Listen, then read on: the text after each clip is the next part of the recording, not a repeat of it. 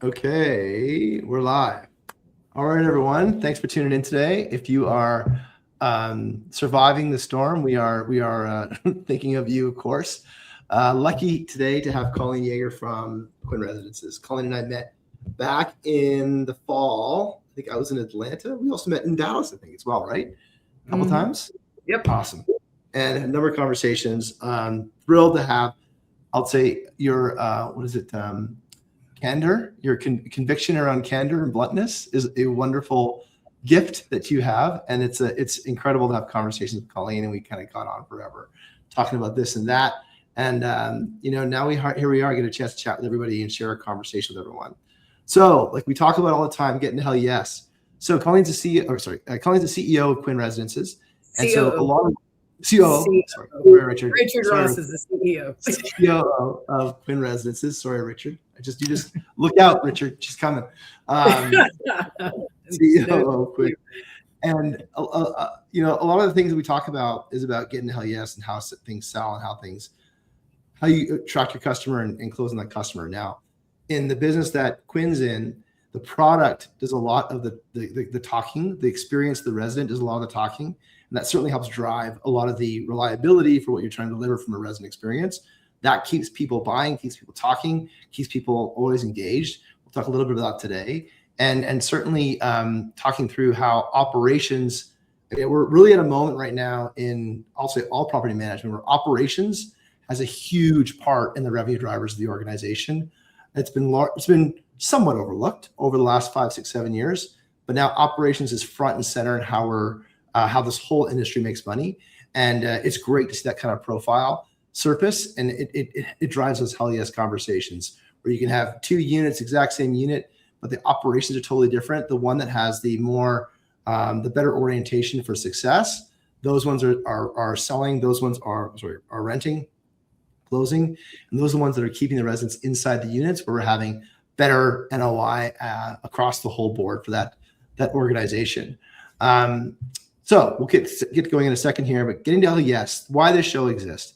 The show exists so we can get a chance to dig deep into why buyers buy. In this case, we're talking largely about renters, how renters choose, or we've been using the word home seekers lately, how home seeker chooses to choose where they choose to live, why they choose that, what kind of things they consider, what kind of objections you might get, all those things, and how we architect a great experience for our customers over and over again, so we can have a repeatable sale that helps drive our businesses and grow them from a repeatability and reliability perspective, so we can begin to grow and really serve the needs of our customers in a way that is easy for both us as service providers and easy for them as consumers of our services. This is brought to you by IRCX. IRCX is AI remote maintenance and inspection software for property management. We make it super easy for you to take a look at the problem prior to dispatching a truck, scope inspections remotely or on site, or even self-led, and scope resident issues self-led. We've been a really busy week this past week, onboarding a ton of our customers in both the PM space, the inspection space, and the restoration, and in the maintenance space. So, if you have any questions around that, shoot me a DM. If you're sitting around waiting for the everything to unthaw, we'd love to help you out and get things going. So, folks listening, we'd love to get your engagement throughout. It makes things a whole lot easier. And as always, you pass it off to Colleen right away. And we're going to ask you a quick question around, how did you get here? A bit about your background, Colleen. How did you get in this role? And what's the problem that Quinn, how do you define the problem that Quinn is solving for your customers? Well, first how I got here is I started in college as a leasing consultant. Wasn't knowing what I was going to do, and I grew up and finished my degree. And I went back to Miami and started with Trammell Crow Company in multifamily. Moved along into Equity Residential, who, quite honestly, had they not sold out of South Florida, I'd still be with that company. It's a great company, great culture. Learned a lot there. I've been blessed with some really good mentors. I've had amazing teachers and leaders, people with patience, people that share the knowledge and share the spotlight. And I've been able to embrace that as a leader. So after Equity, I followed Bruce Levine over to Invitation Homes, and that's where I got my feet wet with scattered single-family homes. Merger happened. Everybody knows that in the business, mergers and buyouts, people move around a little bit. So, I was kind of semi-retired, and Richard Ross came knocking, and I was fascinated by it. I'm like, we're building communities of rental, and they're not multifamily, they're not apartments. So, you know what I said to him, Guillermo? I said, hell yeah, let's do it. Let's do it. So I left 6,500 homes to 13 and built my way up with Mr. Ross and with the Quinn family. I've been here since COVID, which is 2020, and started with 13 homes, and now we're at around 5,000, and always looking to grow. And it's been an amazing journey and learning experience for me. The biggest factor that I've learned is the internalization of our management. No disrespect to third-party management teams, but I will say nobody manages better than an owner. So bringing it in-house gave us so much more visibility into our data, our demographics, what our residents were looking for, what they weren't looking for. So, because, you ask a resident what they need, and they're not shy, and you just have to listen and make those decisions around that. So now we sit and we're continuing to build and lease up, and we have 14 properties now in our core, which is either stabilized or same home going into 2026. And, we'll see what goes from here. When Richard first, so those of you that know Richard, he's extremely congenial, like just an incredible conversationalist, and I won't go as far as saying persuasive, because I hope there might be a negative connotation to that, but he's extremely convincing, right? So when he chatted with you about this idea, you're running 6,500 homes for invitation, and he says, I want to build did you say horizontal apart? How did he phrase it? Because the word build to rent wasn't invented yet. No, was it? It might have been. I have to think about that. He says, we're building a company. We're building it from the dirt up, which I love the construction side of the business. My father was a GC, so I was always on a construction site as a kid.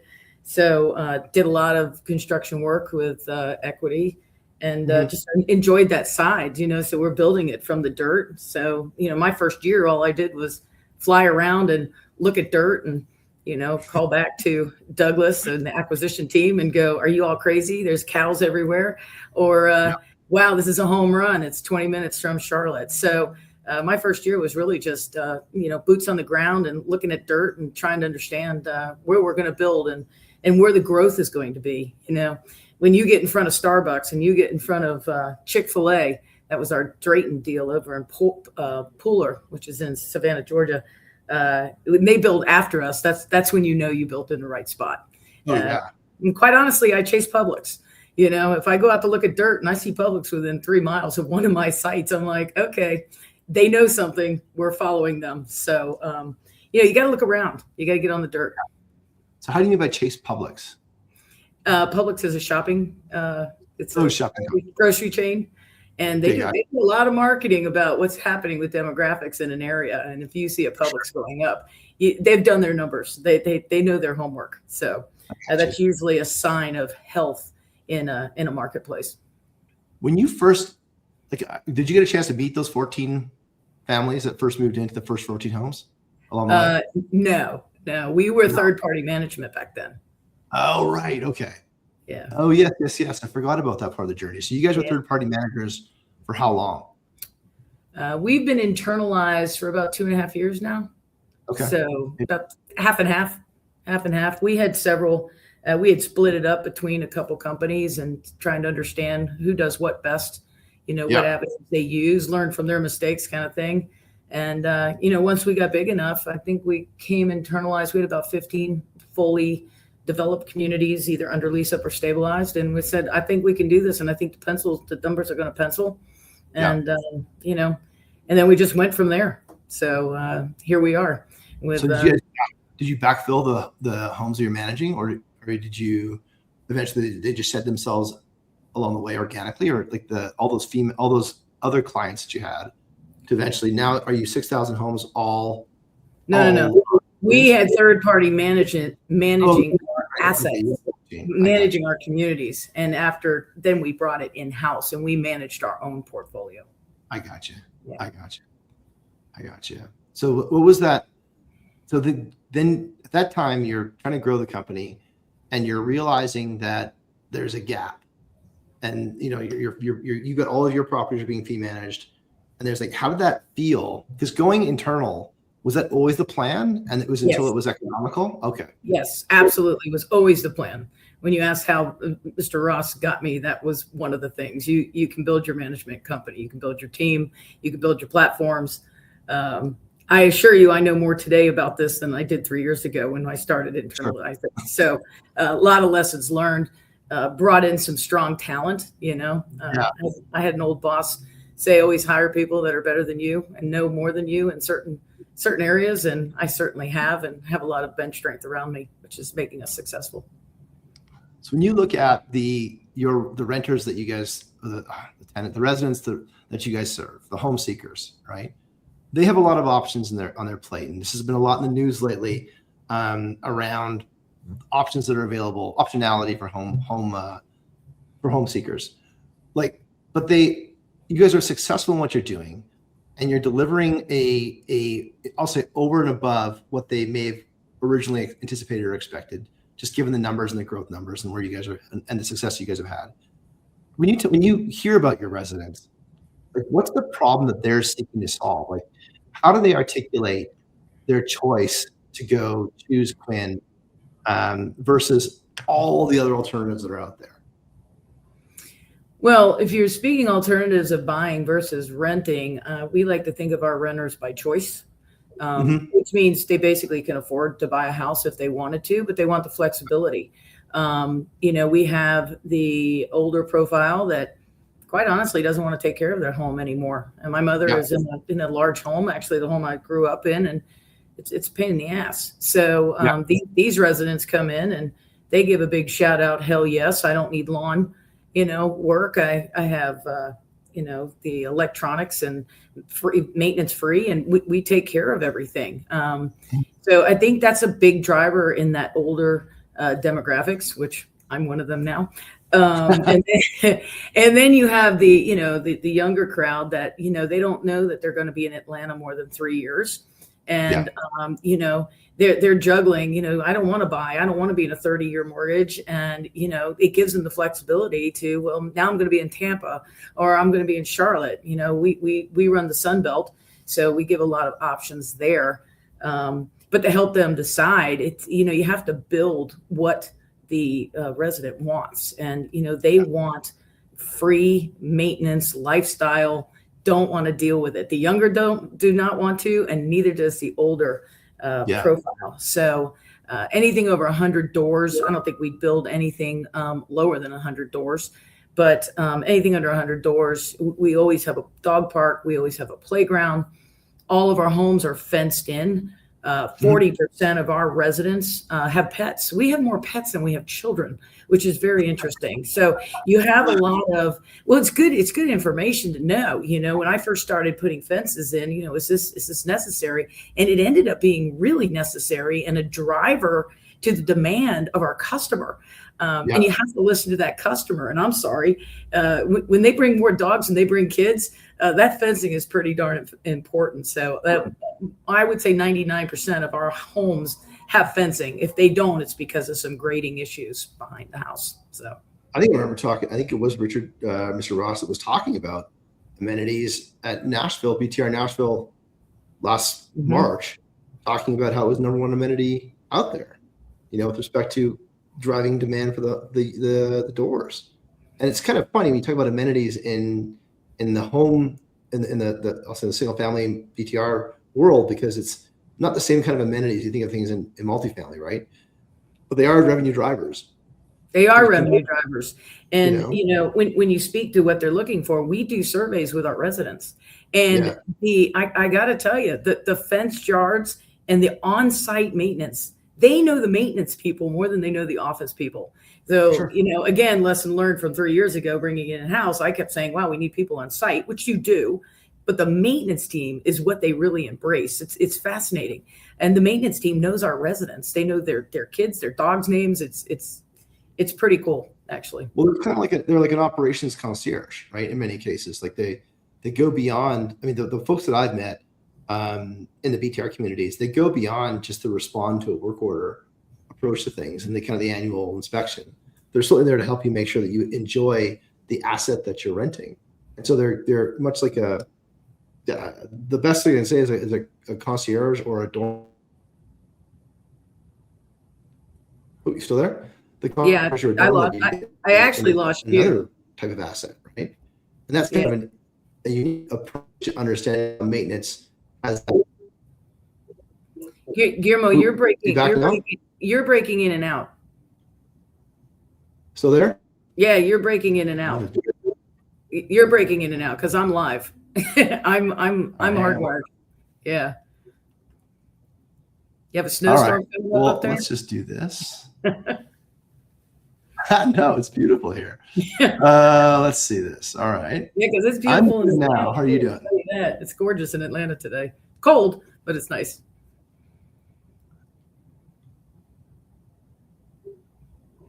Well, this is always fun. Let me just try and close some things down. I call this first world problems. We'll be fine. How's that? Better? Yeah, you're frozen. You're totally frozen on me. Yeah, we'll see how this goes.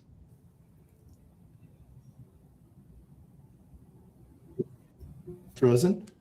Mm-hmm.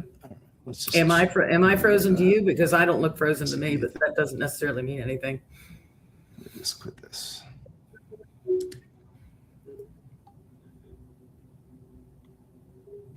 Yeah, you're very, very choppy.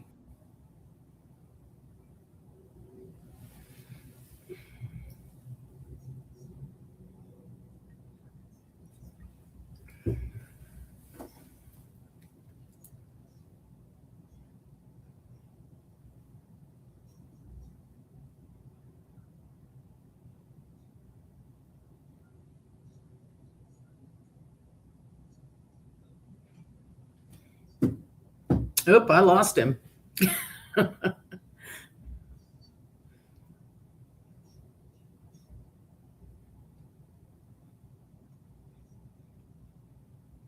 Okay. Well, it seems we're still live, so we can talk about a couple things while Guillermo's trying to figure out his internet. That's fine with me. Anybody has any questions, they can chat. We can talk a little bit about specs and how we've changed the specs of our homes. For a more maintenance-free lifestyle. We don't put any carpet in anymore. We only did on the first job, learned that real quick. We removed all the carpeting from the stairwells in addition to that. And it really makes the turns a lot easier.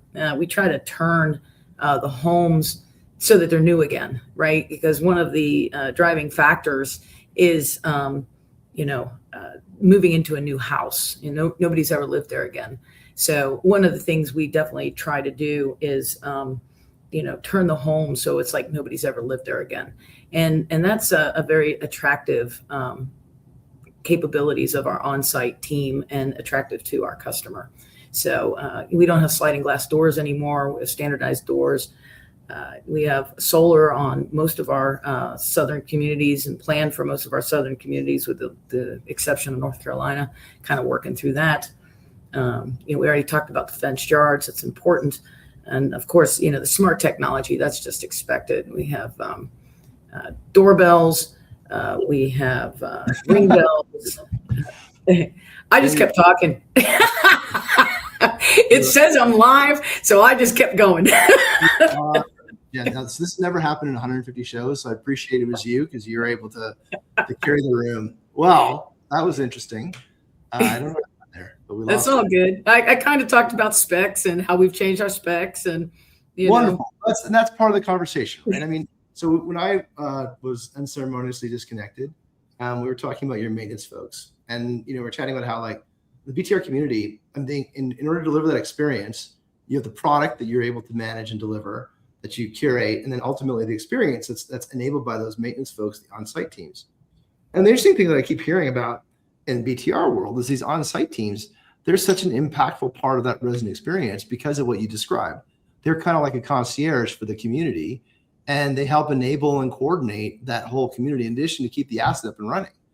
And but that on one hand, and the other hand is it's really hard to find people that can do both those things, both the maintenance pieces, in addition to being a congenial personality on the community. How do you guys manage to find those people? Well, we have a pretty good reputation so far, and it seems like we have a pool of people that'd like to come work for us. And most of our new hires are coming from multifamily. And I've asked them, how does it feel? What is it different? And they say you just interact with the residents more. Which is interesting, because I would have thought it would have been reversed with the apartment communities. Yeah. But one of the things I mentioned while you were playing internet is that our maintenance teams on site are so engaged with our residents, that 95% of our work orders are completed by our in-house teams. We don't call a vendor out unless we have to, unless something's under warranty. Our guys are in and out of those homes all the time. And that builds that relationship. These residents know that they're going to be in their homes. They know their names, and it's important. It also helps, with the retention of the resident. We want to keep the resident happy, and we want to keep them as long as they want to stay and need to stay. So that relationship with our maintenance team is very important. Like when you take a look at the multifamily model and the single family model, and now this hybrid of BTR that you guys are doing, like, does it kind of feel like it's filling a huge gap in the market? Like when you consider affordability, you consider the age of it, like you mentioned, the barbells of like people who are either on the more vintage side of things, or maybe they're starting their family as they're starting it out. Like, it feels like this is a no-brainer. Like this should be, like we should be like, doing whatever it can to build more BTR communities to enable this kind of a lifestyle that people are seeking so much. I think it's a matter of educating the public, right? A lot of times we'll build and people don't even know we're for rent. We're single family homes with 2-car garages and driveways and an amenities section. It's really educating the local, and that takes grassroots marketing, right? Here we go to the office team and our sales team, and they do grassroots marketing. They go out and they meet HR departments. They go to businesses, BMW, whatever might be around that particular property, and we have to get the word out, because 5 years ago this was not even known. In terms of segueing between multifamily and scattered site, I call our dedicated rental community, which is, by the way, our BTR, we call it dedicated rental community at Quinn. Right. I call it a multifamily on steroids, because that's what it is. We function somewhere between the scattered site and the multifamily site as far as how we manage our communities. But it is different. It's an amazing feeling that somebody can live in a home and not a 2-bedroom apartment, for close to the same rent. Our rents range, middle of the road, $2,175, $2,200. And those are for full 3 and 4-bedroom homes and with good specs, not cheap, Formica and crappy specs. These are nicely built homes. I'd love for anybody to go look at them, quite honestly, because I'm very proud about what we've built, not only on the management side, but on the construction side as well. Well, I think that, like, when you get into the vertical integration of owner operator, right, but also speccing out the development, like that rarely happens in multifamily. And so you're able to spec out the development, spec out the product, as you were mentioning while I was suffering through downtime, spec out how you're going to manage it, spec out, it's a designed experience end to end. It is. And you stand in a home and you're like, wow, that was really stupid. We shouldn't have done that. And then we don't do it again. Right. Yeah. The first clubhouse we built, I walked through and I'm like, wow, the manager's office is too small. This is too small. We should have done this differently. And then we were able to, take that into the next development deal that we did. So we learned from our own lessons. We also learned from going to the competitor, and we see things we like and go, wow, that would be really cool to do. Or as you would say, hell yeah, we're building a dog park like that. So well, you think about the data that's demonstrating, like, when you take a look at your buyers, right, they have certain attributes to them. You've got more pets than kids, right? And so, like, that is something you need to allocate for and consider, because that's the kind of person that's part of your persona for who you're building for. And absolutely. And you have to think about the down the road expenses, right? The controllable expenses in your margins is we build for our residents, but we also build for our investors. So let's keep that clear, right? Yeah. So we look for ways of how can we build resilient amenity products. So our dog parks now have this artificial turf that feels real with a sprinkler enzyme system. So we don't remulch that every year. You know, it's going to sustain. It's sustainable. Our playgrounds now have this really cool, of course, environmental friendly flooring that is glued down, and it's soft to the touch. It's bizarre, but we're never going to have to replace it again. So we're looking into sustainability with our amenities as well. How can we build things better? How can we not spend that mulch money or the pine straw or whatever it may be down the road? I'm always thinking, what is this going to cost 3 years down the road to my margins? What is this going to cost 5 years down the road to my margins? So again, we're learning from our own lessons. How long in your, like, and for your units, how long does it take before you have to do a full turn, like a full renovation style turn that you would do in SFR? Well, we're too new to have to renovate our homes. So it's just a paint, punch, and clean. Yeah. So no, we've had a fire unit and we had to do that. But that's an extreme, but we're nowhere near. I mean, we have granite and quartz countertops and stainless steel appliances, and we don't have to do any of that. We average between like $800 and $1,200 on our turns, somewhere around there. Like a good friend of mine, he owned a bunch of franchises of Aaron's Appliances, and Aaron's Appliances was a franchise. It was for rent appliances, for rent furniture. And when he would talk about, looking at the furniture that they would lease out, the appliances they would lease out, they're very they weren't all the razzle dazzle. It was very straightforward in terms of how the appliances and the furniture is built. One thing he observed, he said, what's incredible is that we have, like, our upholstery is double the amount of staples, our this and that. Like, we'd use extra thickness in terms of the quality of our fabrics, and all these things that are built for resilience that you wouldn't want to pay for if you were a consumer, because you wouldn't consider owning something that long with the wear and tear. Wear and tear wouldn't be a priority for you, right? Because you're thinking of maybe as aesthetic or personality or whatever. When you take a look at, like, the way that a lot of BTR homes are described, is this built for resilience and sustainability, but the whole community is, rather than having, because, like, the worst thing that anybody wants, we don't want work orders. We want less work orders. And so to be able to build something that is ultimately more robust of a home seeking experience, or a resident experience that is a more robust reality, is going to put a lot more predictability into what it's going to cost to own these things. And that allows you to build a better resident experience, because, like anybody that says it's customer experiences, we really just don't want things to go wrong. I want you to meet the promise and just don't want things to go wrong.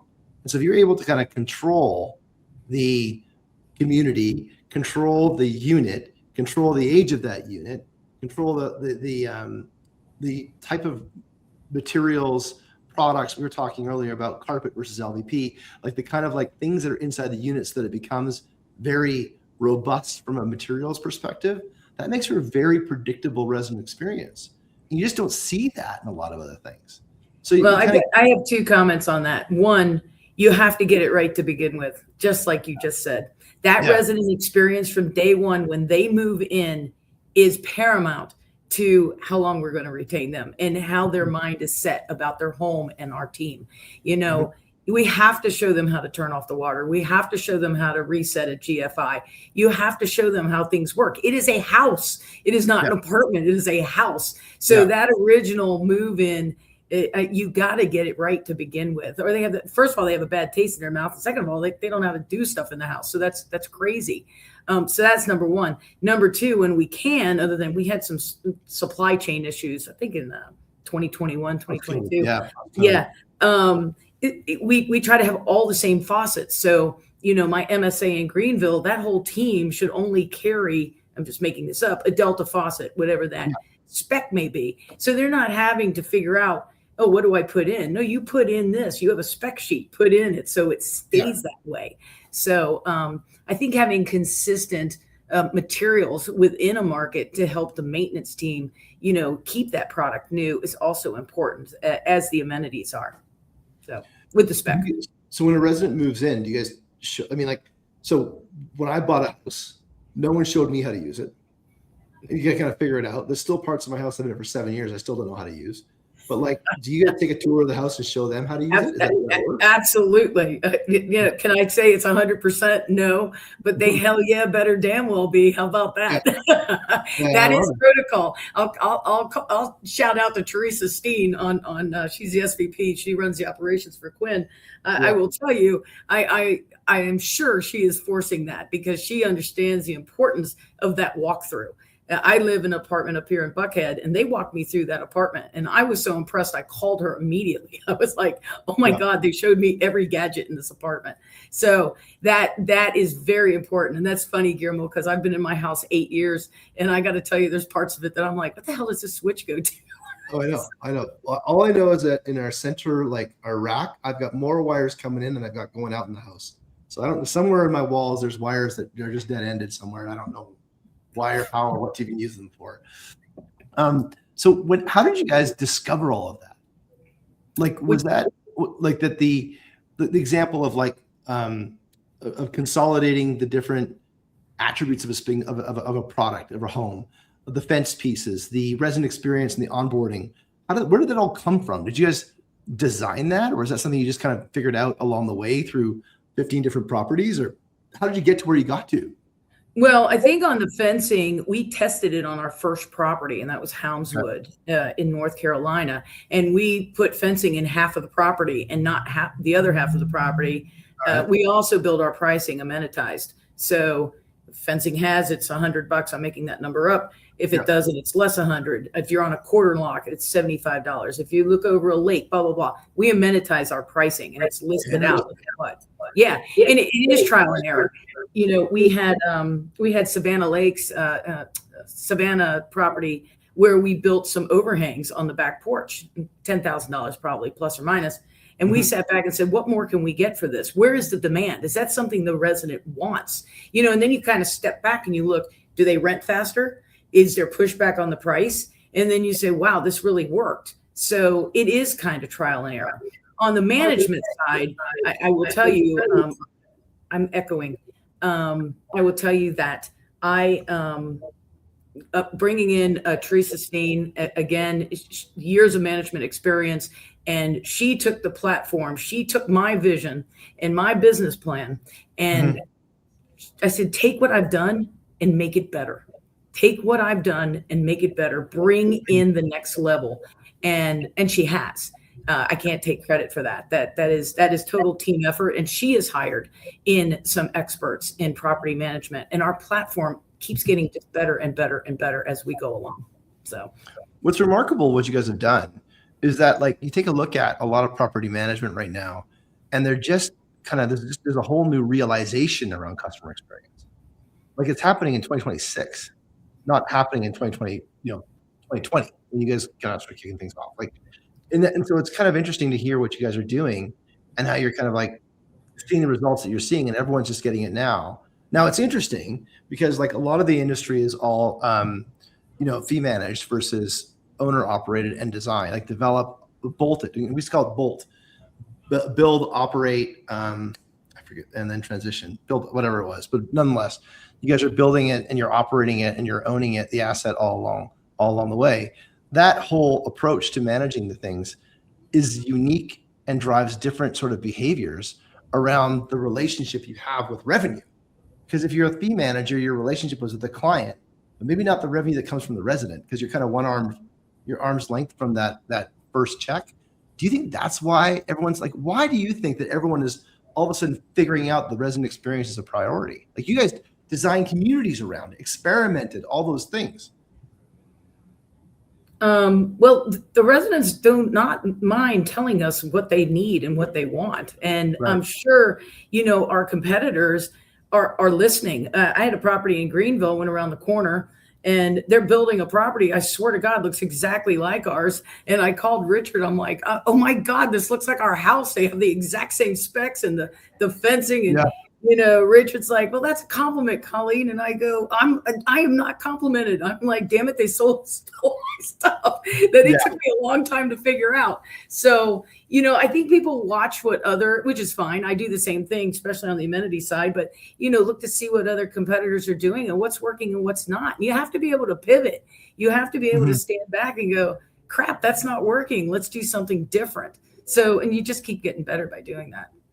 Well, I think, and I don't want him to lose sight of this fact, is that but the desire to innovate, the desire to kind of experiment, to attach data to those innovations and experiments.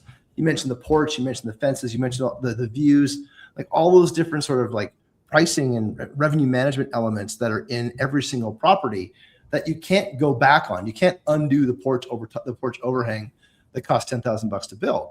And then how long is that going to take to recover $10,000 in incremental rent? Like that's a ton of money, right?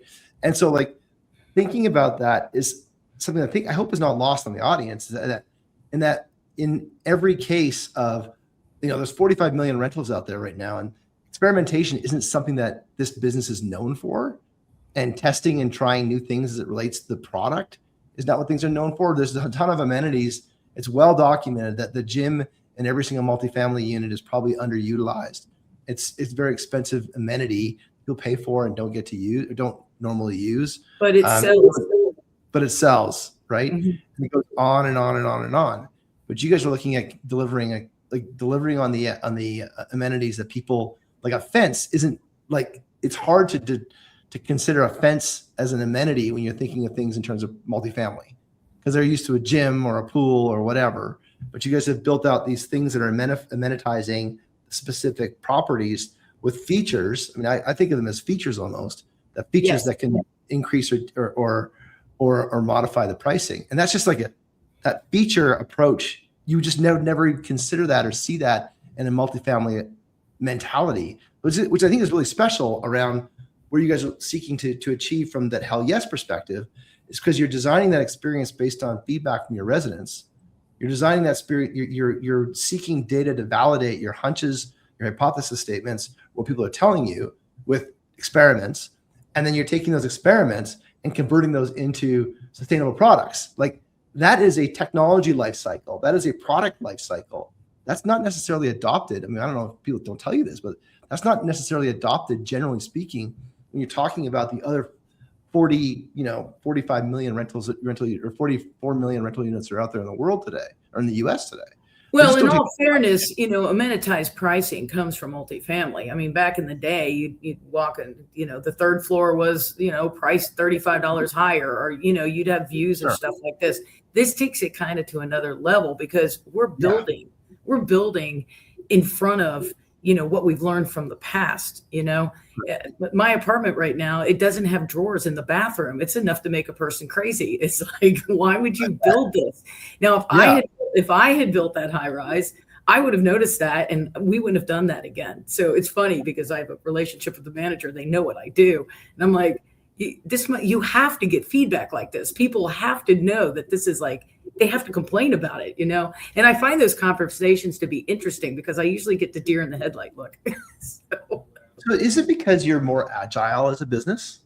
Like because you have agility around those different products that you build? I think so. I mean, multifamily usually is just, this is what we built. This is what we built in the past. We're going to build it again. We know that 2 bedrooms are priced higher, blah, blah, blah.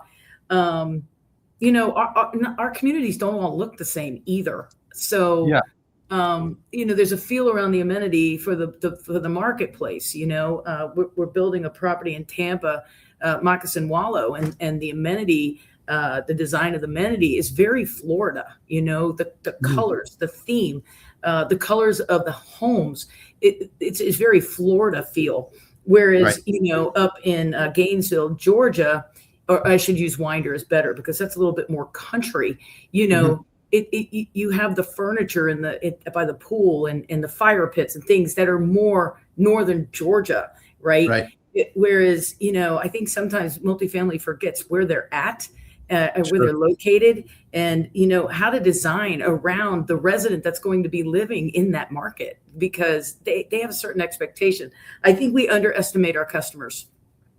Yeah. Well, I mean, I think that you're in a position right now, having architected for this, like when you architected it, the resident didn't have the same kind of power and control that they do today.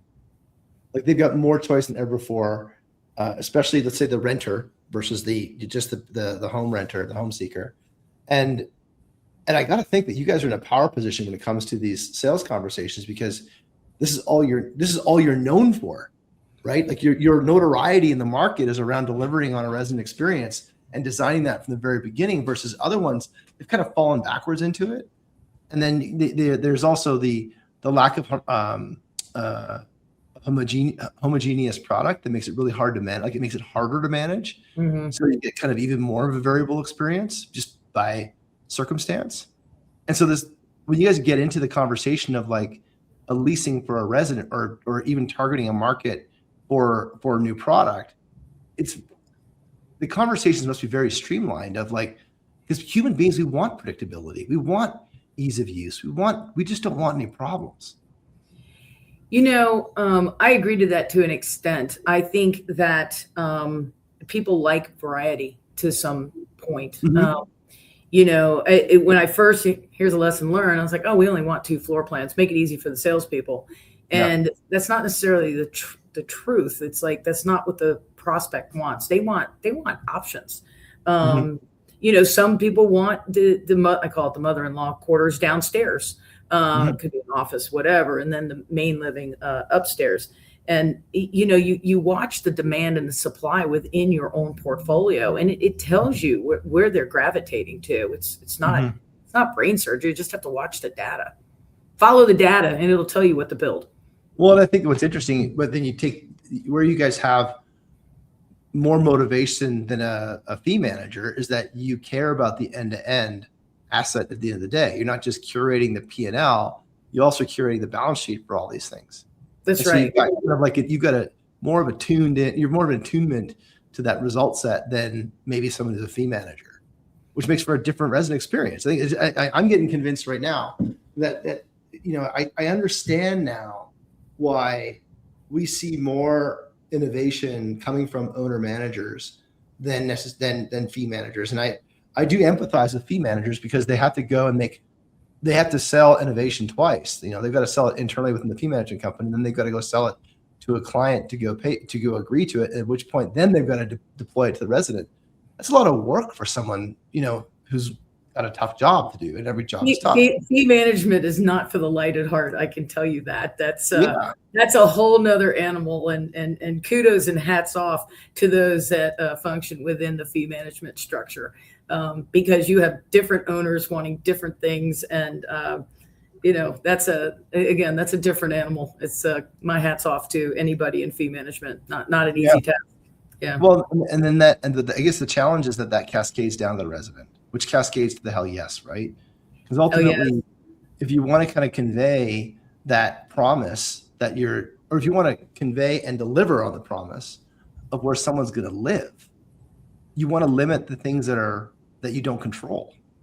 Hey, I got to tell you, my first hell yeah moment for you is after we internalized. Okay. And I went to my first board meeting and they were asking me questions and I had my computer open. I go, hell yeah, I can give you that answer. I now own my data. I now can see everything live. And again, that was 2.5 years ago, almost 3. But, now I have so much data that I can build on because we own our own data. Before, it's kind of like I was almost fee managing my own stuff from afar. And it was very frustrating for an operator, very frustrating. So that was a hell yeah moment, owning my data and being able to track what our residents were doing and what was working and what wasn't. No question, pivotal moment at Quinn. Interesting. People haven't talked about that too much, that the vertical integration of your data, and it also probably lends to the agility that you had, not to mention your mind, your kind of like just ability to control more of the levers, right? And there's no dilution of something where it comes into a monthly report and you just get the 14-page binder. It's actually like you're living and breathing it, engaging with it, touching it. You're able to kind of like experiment with it, all those things. Yeah. I don't know if it's part, that I was here from the beginning or our size, but it's very rare that I'm asked a question about one of our communities or at a board meeting, and I can't answer that question because we are very intimate to our business. Richard is very intimate to our business, as is the rest of the team. You know, we have a lot of proud people that work out in the field. They love working for this company. Richard has built a wonderful culture here. Culture is important. You know, I had a great culture at Equity. I can't say enough about that team there. And, you know, I feel it here too. And it's good. It's, you know, when you own your own stuff, which Equity does, you know, you almost, you invite that ownership of the teams out in the field. They know that Quinn owns this and they are helping the whole good. You know, people in the field make the money, Guillermo. I don't make the money. Nobody in this office makes any money. It is the employees in the field. It is the managers, the RSAs, the techs, and the supervisors, and their relationship with our residents. They are the ones that make the money in this company. They are the ones that keep the wheels turning. We are here to support them, period.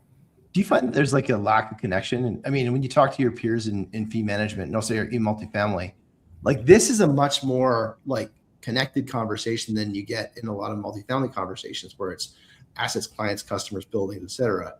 Like, is it because your residents stay longer? Is it because it's end to end? Like, I mean, there's so many points that articulate this is a different animal than a hybrid of scattered site and multifamily, because everything is end to end designed.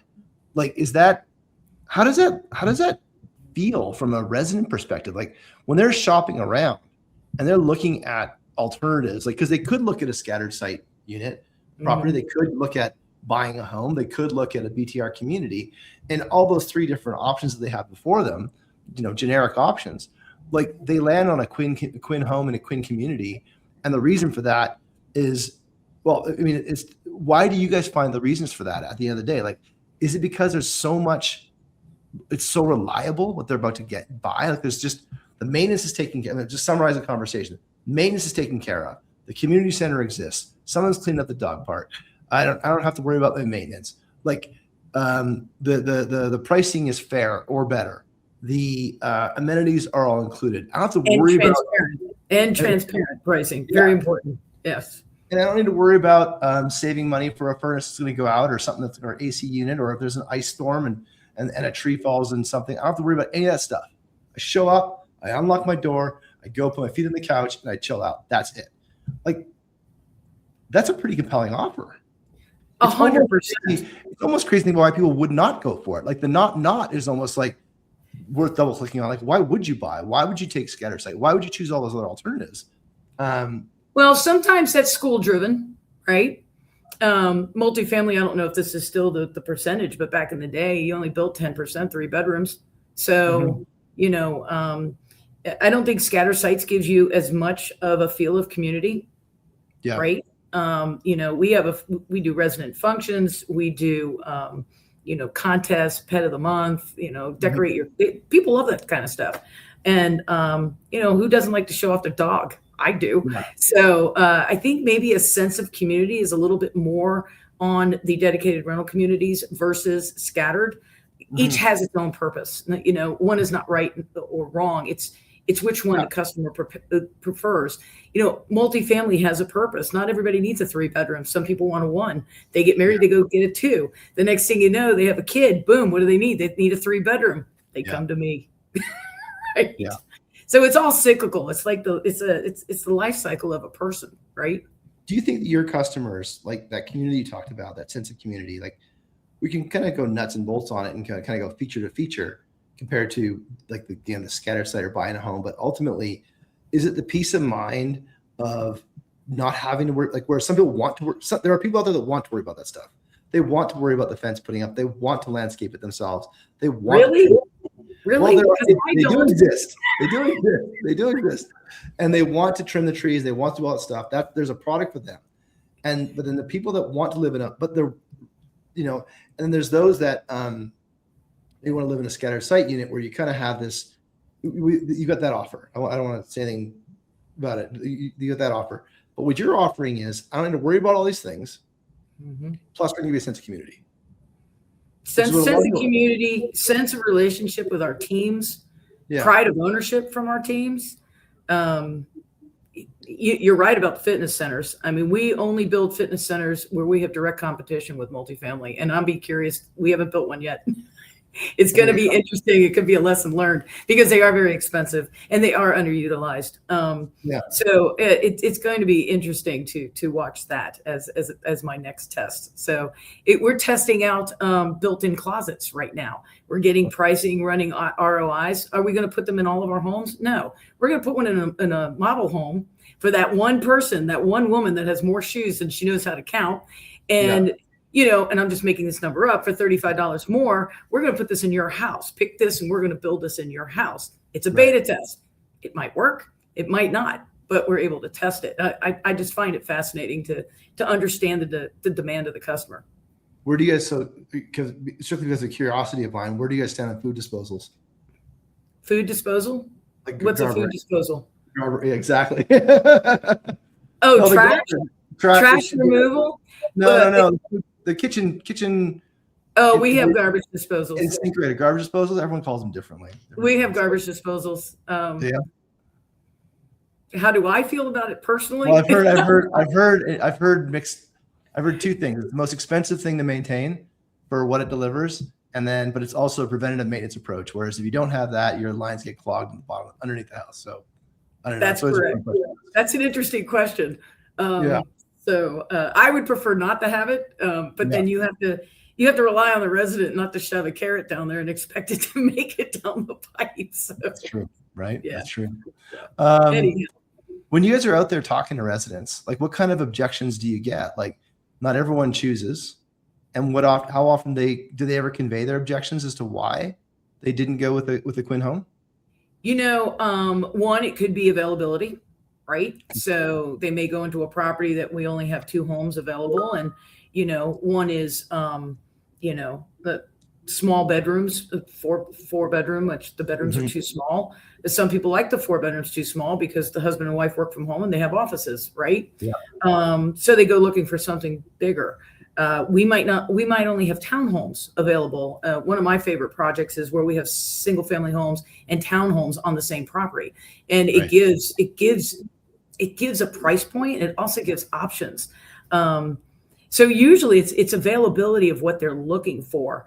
2-car garages are a must. I mean, we know that for a fact now, and we build them wherever and whenever we can. So, I guess it depends. I mean, it depends on what the customer is looking for.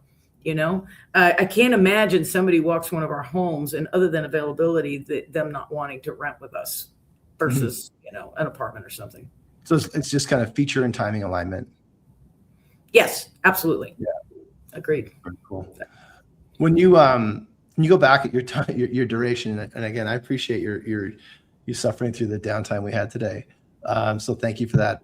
First, before I forget, when you go back at your career, what's kind of advice you'd give yourself as you've kind of gone through and where you're at today? Like, you look back and what do I wish I knew then that I know now? I don't think I was in tune with customer demands. I really don't. Yep. I think over the last 10 years, I have probably heightened my awareness of listen to your customer. They tell you how to be successful. Mm-hmm. They do. And listen to your team. I tell Richard all the time, I love being out in the field. Let me be out in the field because you learn so much from the teams. They love to talk to you. And I love being out there. It hypes me up so much. I love visiting communities and talking to the teams on site. And they're, of course, mortified when the residents walking by and I stalk them and go, hey, how do you like living here? So because you learn a lot by listening, I guess has been my biggest lesson over the last decade. Learn from listening. I've had a similar, this past year I spent, we always listen to customers. We listen to customers kind of like through Zoom calls and all those sort of things, but then going on site was a totally different experience. I learned so much more. I spent a ton of time this last year. 12 months. That's what I'll leave you with, Guillermo. Learn from listening. Learn from listening. So. 100%. And in person is different. You get different information when you're in person than when you're over. 100%. 100%. Yeah. Too many people hide behind the keyboard. Go have a conversation. So yeah. Well, I thank you. I do thank you for having me on. It was quite interesting on the pause. I can't wait to go back and see it.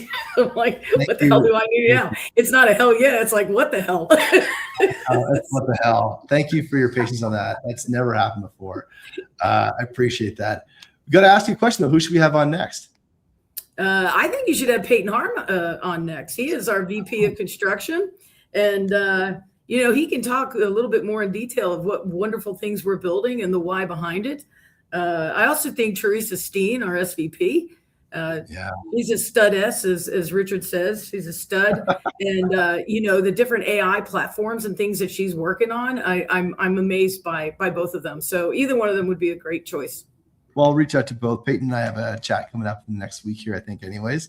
So that'd be good to kind of poke him and I'll promise him that the probability of an outage happening mid-call, again, is very low, but you never know. All good. Well, thank you, Guillermo.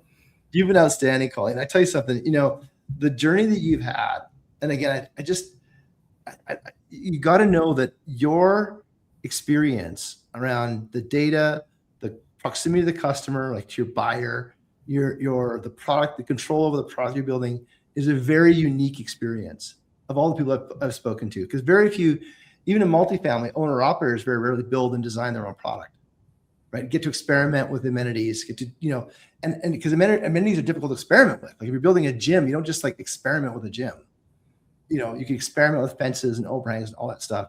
It's very similar to building a technology solution. Like it's not unlike, there's almost more similarities that I've been able to capture from this conversation to building technology products or marketing products than versus like what multifamily talks about. And so it's interesting to kind of hear it with fresh ears in terms of how this relates to the resident experience you guys are driving.